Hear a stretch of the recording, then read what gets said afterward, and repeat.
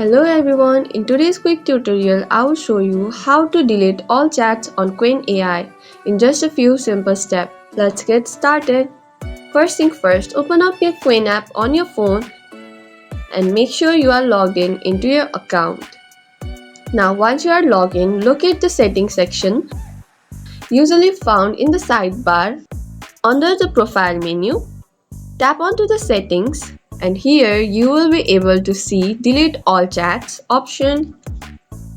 Tap on it and confirm to delete. And just like that, all the chats will be deleted.